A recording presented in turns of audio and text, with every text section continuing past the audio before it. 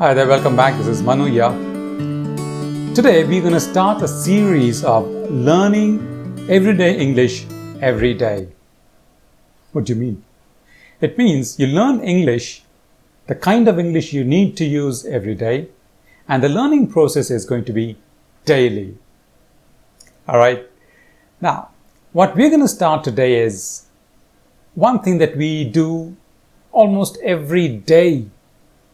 We describe things. Why? So that the other person, the listener, understands us and takes an action that we want them to take. And they can take the action that we want them to take only when they know what we want them to do. And this video onwards, every video is out there to help us know how to describe a thing, person, whatever, event, action, concept, anything, so that the listener is able to understand us and take the action that we want them to take. Okay? So, what I'm going to start today is let's call it the playlist of my or your home. Okay? Describing a home, a house. Now, why is this important? It's important because this is the easiest thing that we can do, one of the easiest things that we can describe, and more importantly, that's there with us, right? We see that every day. So we learn these chunks, use them in a familiar environment, and then we try to use them outside in a non-familiar environment. As we proceed in the subsequent videos, we'll be able to see these as well. We learn how to use these words to describe the non-familiar environment, people, places, things, ideas, concepts, etc. All right? So, to describe, you need to have two things, the grammar and vocabulary. So, let's start with the vocabulary, related to the house. What kind of vocabulary can we have in a house? Let's look at the parts of the house. Right, so when I'm sitting, where am I sitting? Yeah, in the chair. But where's the chair? That's the floor of the house. Floor. So if this is the floor, what is this?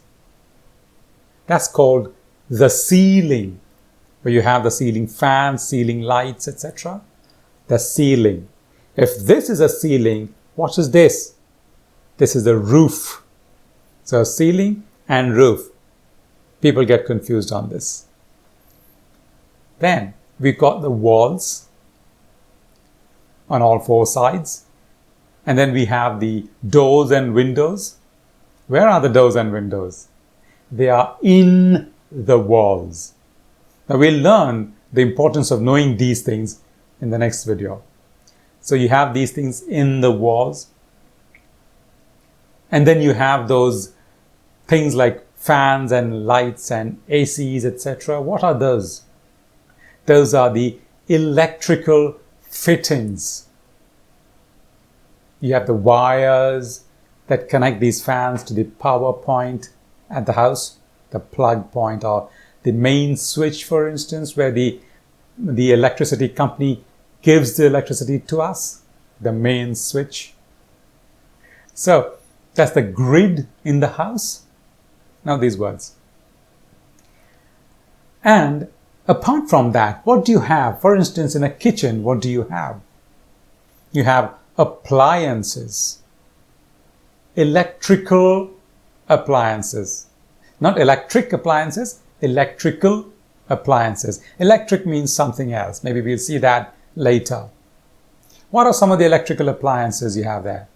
Refrigerator, the oven, etc., toaster, OTG. These are some of the electrical appliances. Apart from that, what do you have? You have utensils.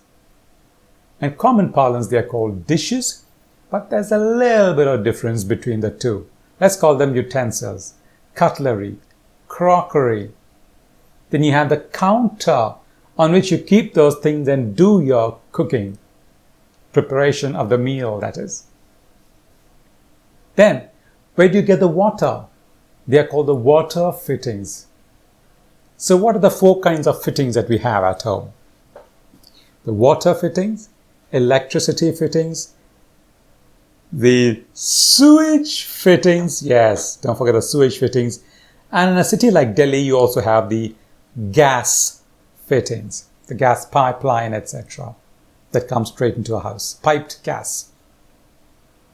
So those are things that you have in the kitchen. That's the drainage, etc. So these are some of the things that we have in our house.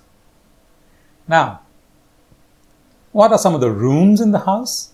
Well, you know, that bedroom, living room, the washroom. Some people call it toilet, but it's kind of a yuck word these days. You don't say toilet, you simply say washroom. Then, of course, you've got the storeroom, the study room, the kitchen, the attic. What's an attic? You have the roof and you have a small ceiling over here. This place between the roof and the ceiling is called the attic. Normally it is for sloped roof houses. The roof is like this and you have the ceiling like this. So this entire area is called the attic. In some countries, especially in the West, children are made to sleep in the attic. Now, you also have the room below the house, the underground. That's called the basement. It's also called the cellar, C-E-L-L-A-R. Cellar, not the person who says, is the cellar, C-E-L-L-A-R. Now, these are some of the rooms. Apart from that, we also have a garden in front of the house, maybe a lawn. We have a kitchen garden maybe at the back of the house where we grow vegetables, etc. We can have a garage to park our car. And when we get into the house, we have the walkway. When you go from the street outside, open the gate, and to the house, we have the walkway. Some people have parked their car there. That becomes a driveway also. So they go up the driveway into the house or into the garage and you walk, so it's called a walkway. Same thing. Then we have let's go inside the house. If you have more than one floor, you have the ground floor, the first floor, the second floor, etc. till the top floor. In India, we call the floor on the ground as the ground floor. In the US, they call it the first floor. Don't get confused if you're going to the US. So, how do you go from the ground floor to the first floor? You use the stairs at home. And in most of the office buildings also, you use stairs. Otherwise, you can use the lift. It's a small room. Get into the room, press the button, and that room takes you up to the next floor, or the third floor, or whatever. That's called the lift. It's also called the elevator.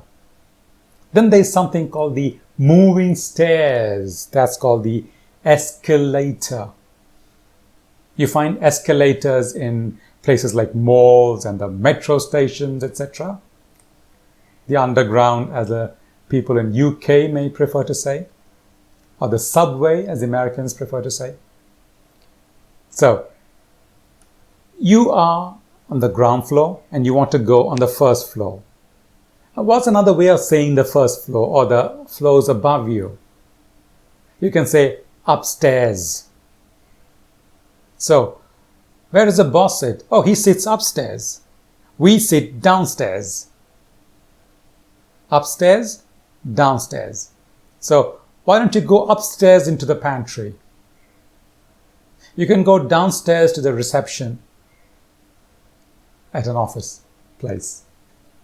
Downstairs, upstairs. So when you use the stair, you say you stair it. Let's stair it to the pantry. Let's stair it to the dining room. I'm going to stair it down to the road. Stair it down to the road. I'm going to stair it up to the dining area. So go upstairs.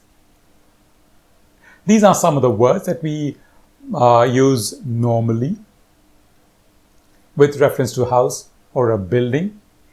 There can be certain specific words for specific buildings. We're not going to look at that here. Now let's see how we're going to use this in our regular conversations. That'll be in the next video. Until then. Thank you for watching this video, liking it and subscribing to our channel. We'll see you in the next video. Until then.